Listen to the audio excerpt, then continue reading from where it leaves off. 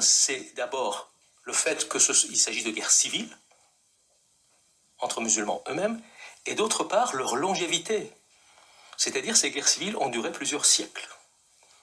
Et donc l'islam et ses textes sont nés dans cette ambiance de guerre civile. Nous avons une référence à 3 idoles pré-islamiques de l'Arabie et des milliers de références à des épisodes bibliques. Par ailleurs, les mots importants sur le plan religieux ne sont pas arabes. Le mot Coran n'est pas arabe. C'est un mot syriaque. Ça vient de Kerian. C'est-à-dire livre de prière, livre de récitation religieuse. Le mot ayah, ça veut dire verset, n'est pas arabe. Le mot soura, ça veut dire surat, chapitre, n'est pas arabe. Ce sont des mots syriaques, c'est-à-dire la langue des chrétiens d'Orient. Le mot qui veut dire aumône, zakot. Le mot qui veut dire prière quotidienne, salot, sont des noms syriaques. Le mot qui va signifier le pèlerinage à la Mecque, hajj, le grand pèlerinage, et le petit pèlerinage, omra, ne sont pas arabes, ce sont des mots hébreux, araméens hébreux. Donc, le Coran, d'après lui-même, appartient à une tradition biblique. À une tradition biblique.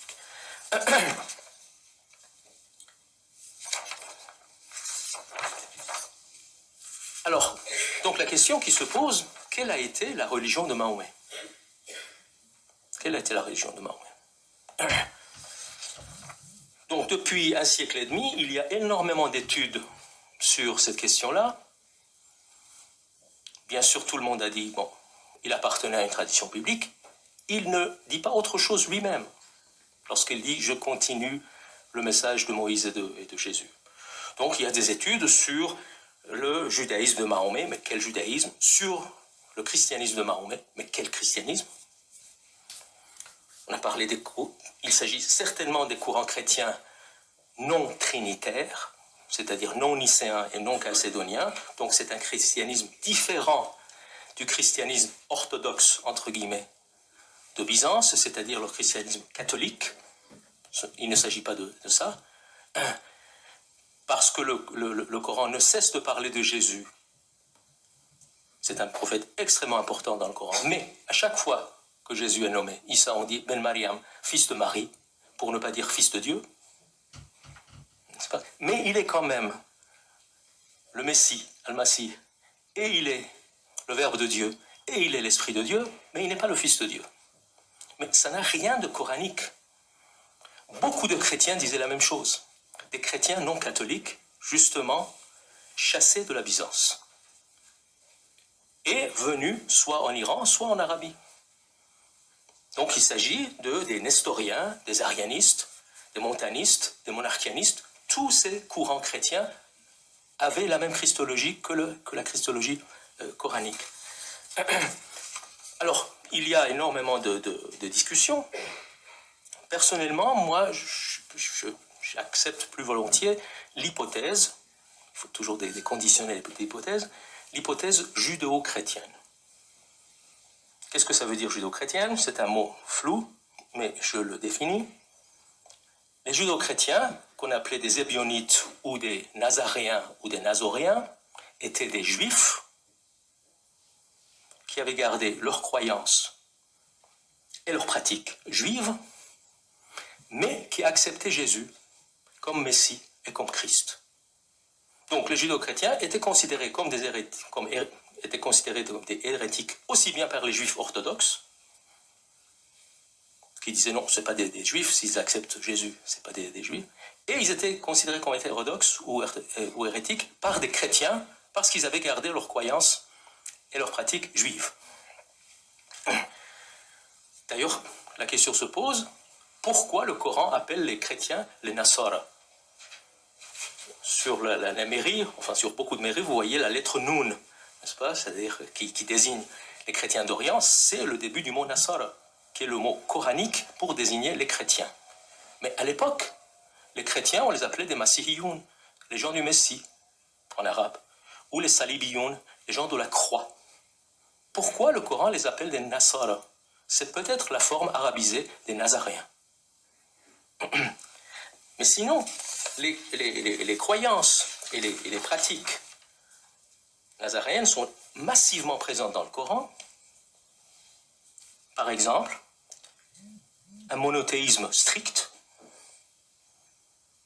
refusant la divinité de Jésus, ça fait partie des croyances judéo-chrétiennes. Jésus est considéré comme Christ et Messie, mais pas comme Fils de Dieu. La croyance à l'imminence de la fin du monde et de l'avènement du jour du jugement, la prière régulière journalière, le jeûne, l'aumône, la pratique de la charité, l'importance centrale de la pureté rituelle, la pratique de la circoncision, l'interdiction de la consommation de la viande du porc. Je suis en train d'énumérer les croyances et les pratiques judo-chrétiennes, pas musulmanes, judo-chrétiennes. L'interdiction de la consommation de la viande du porc, l'interdiction du vin. Le vin était considéré comme une boisson messianique, sacrée, qui ne devait être consommée qu'après l'avènement du Messie. Donc, vous voyez, on retrouve tous ces éléments-là dans le message de Mahomet et plus tard dans... Et d'ailleurs, des écrits chrétiens contemporains du prophète disent il y a un prophète arabe, n'est-ce pas, qui est venu annoncer la fin des temps, et simplement, ce sont les chrétiens qui parlent, la seule différence entre eux, c'est-à-dire les Arabes, et nous les chrétiens, c'est qu'ils ont des croyances et des pratiques juives. Mais sinon, ils acceptent Jésus comme le Messie. Maintenant, j'arrive au troisième terme de mon syllogisme. Annonce de la fin des temps, de la fin imminente des temps, appartenance à la culture biblique.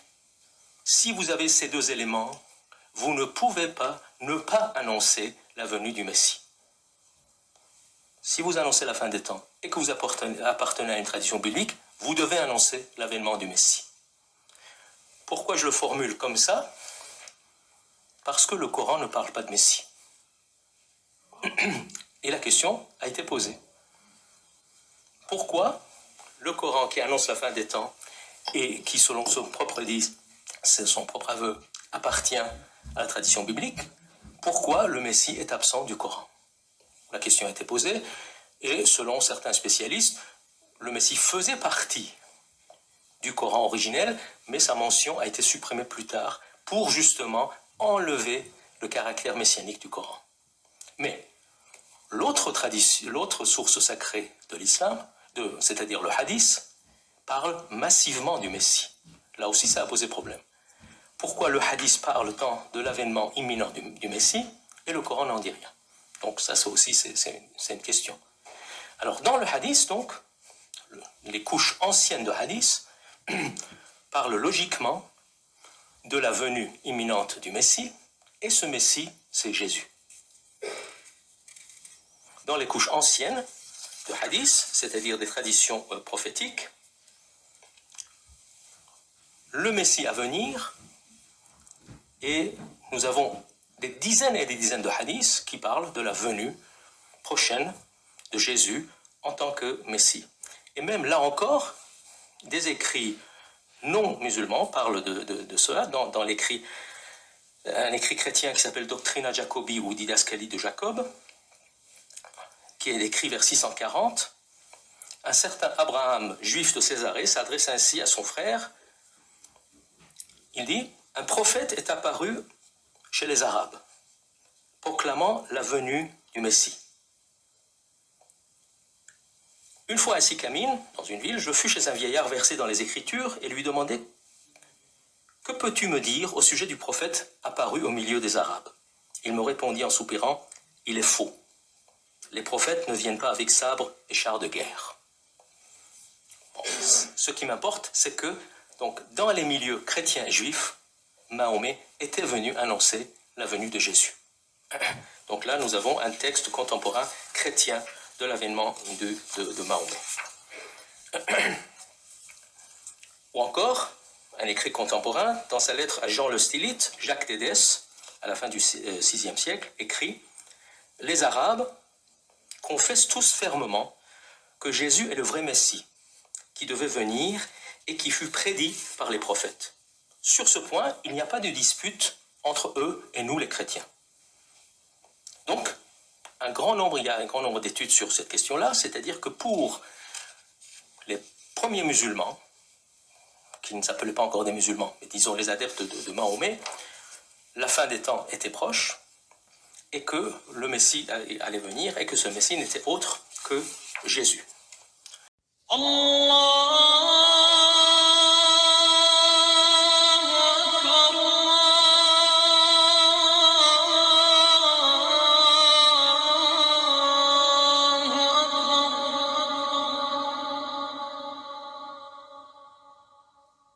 Bonjour. Après avoir écouté ce que dit le docteur Mohamed Ali Amir Moïsi, professeur des universités, islamologue, je vais vous présenter un article sur Oumma du docteur Al-Ajami, islamologue, théologien et exégète du Coran. J'y apporterai de brefs commentaires sur la divinité du Seigneur Jésus. Excusez-moi d'avance pour les mots en arabe que je vais écorcher en les prononçant. Je ne prendrai dans l'article que ce qui concerne le Seigneur Jésus, parce que l'article parle de la Trinité. Allons donc voir les passages qui concernent le Seigneur Jésus. Nous y sommes. En conséquence de ce qui précède, le Coran donne dans la foulée une définition de Jésus, nature et fonction, que l'on peut qualifier de consensuelle, c'est-à-dire dans le respect de la ligne monothéiste. En vérité, le Messie, Jésus, fils de Marie, est un messager de Dieu, son Verbe projeté en Marie et un esprit émanant de lui. Jésus le Messie. Dans le Coran, seul Jésus porte le qualificatif de Messie au sens de loin, Christos, en arabe Al-Masih, le Messie ayant la même signification, le libérateur investi d'une mission divine, Messie à qui Dieu enseignera le jugement, la sagesse, la Torah et l'Évangile. Sourate 3, verset 48. Il fait ainsi la jonction avec le judaïsme qu'il est venu réformer. Je suis de plus confirmateur de ce que fut la Torah, et je vous rendrai donc permis une partie de qui vous avez été interdit. Sourate 3, verset 50.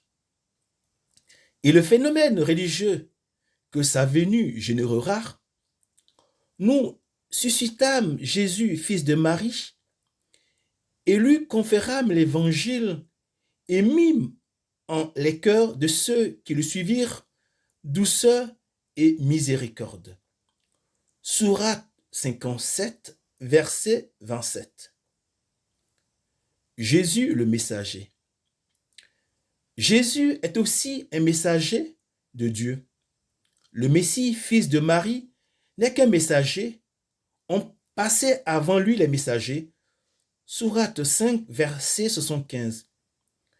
Jésus est messager de Dieu, tant pour les Juifs à son époque, il sera un messager envoyé aux fils d'Israël, Sourate 3, verset 49, que pour les chrétiens à venir, et de même pour les musulmans.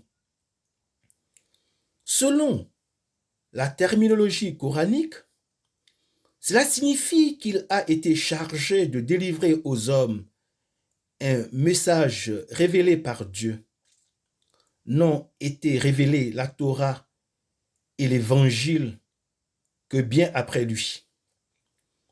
Sourate 3, verset 65. Or, ce message n'est pour le Coran jamais rien d'autre que le rappel de la foi monothéiste. Leur vinrent les messagers de toutes parts n'adorer que Dieu. Sourate 41, verset 14. Foi monothéiste partagée par les Juifs, les chrétiens et les musulmans. Jésus, Verbe de Dieu. Ce point est important. Il définit Jésus en tant que son Verbe, c'est-à-dire le Verbe de Dieu. Caractéristique que le Coran n'attribue à aucun autre prophète. Par verbe, nous traduisons l'arabe kalima, car ici le rapport entre ce terme et le concept chrétien de logos est évident. Évidemment, on peut rappeler, et je vais vous le dire, que l'évangéliste Jean dit dans le chapitre 1, verset 1, que le Verbe était Dieu dans la Bible. Toutefois, à ceci près que le logos chrétien est Dieu lui-même, alors que selon la construction coranique, kalimatu ou le pronom ou représente Dieu, ce qui suppose que Dieu est distinct de son Verbe, et donc Jésus est distinct de Dieu. Le lien malgré tout ainsi souligné reconnaît la nature particulière et unique de Jésus en tant que réceptacle du Verbe divin projeté en Marie. Cependant, les exégètes musulmans s'ombragèrent de ce que le Coran puisse témoigner, même si cela est à minima et contingenté, de cette notion spécifiquement chrétienne. En effet, à leurs yeux, cela pouvait supposer que Dieu se serait incarné en Jésus, ce qui n'est bien évidemment le point de vue chrétien. Malgré tout, l'exégèse a intentionnellement fait observer que le segment wa kalimatu ou alka ila Mariam se prêtait à une double lecture, celle que nous suivons, son Verbe projeté en Marie, mais surtout la suivante. Jésus est la parole de Dieu qu'il a projetée en Marie, que la traduction standard rend ainsi sa parole qu'il envoya à Marie. Dans l'esprit des commentateurs, cette compréhension est alors à relier à la sourate 3, verset 47, verset en lequel il est évoqué pour la conception de Jésus, la parole existentiatrice de Dieu. Lorsqu'il décide d'une chose, il n'a qu'à dire à son propos, soit, et elle est. Ce serait donc cette parole que Dieu aurait projetée en Marie pour générer Jésus de manière surnaturelle. Mais, pour exact, syntaxiquement et grammaticalement que soit cette lecture, elle contrevient à la logique du verset dont l'objectif est d'évoquer point par point les attributs dogmatiques chrétiens relatifs à Jésus. En ce cas, l'épisode de la conception miraculeuse de Jésus, mis en parallèle par l'exégèse, est hors sujet.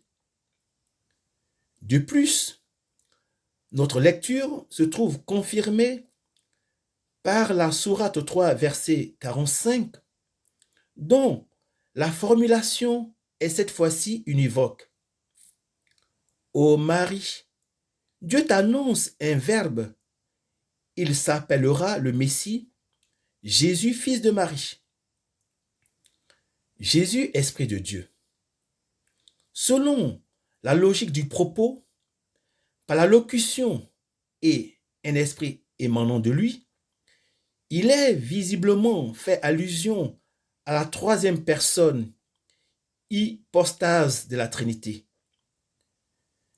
Précisons d'emblée que dans le Coran, les termes naf, âme, être, pronom personnel réfléchi et roux, esprit, souffle ne sont pas synonymes.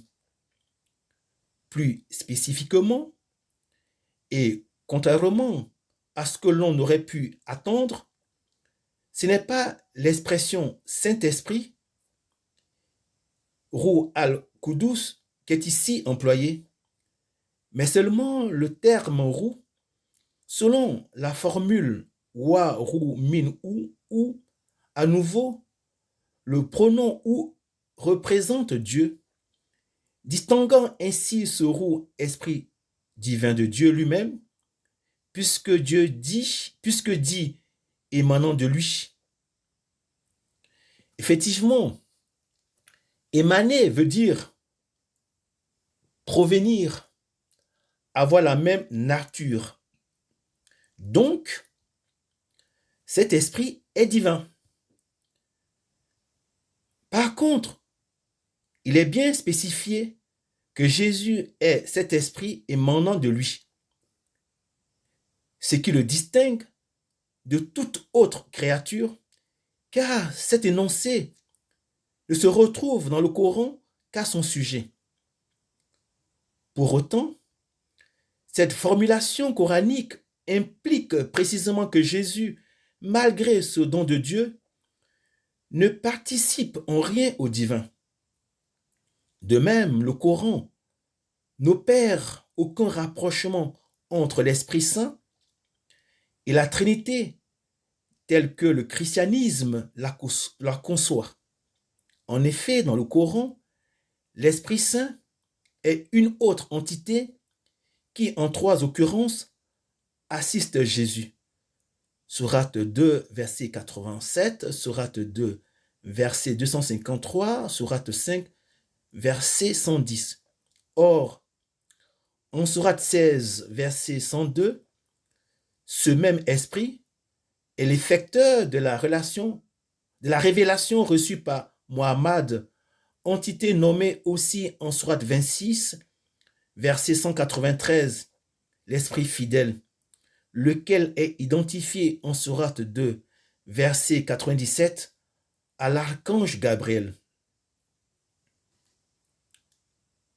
Nous pourrions donc en déduire que Gabriel, en tant que l'Esprit Saint, assista à Jésus quant à l'Évangile. Un archange est avant tout un ange. Or, le Coran dit dans la sourate 7, verset 11, que Allah du Coran a dit aux anges de se prosterner devant Adam. Comment Gabriel peut-il être le Saint-Esprit?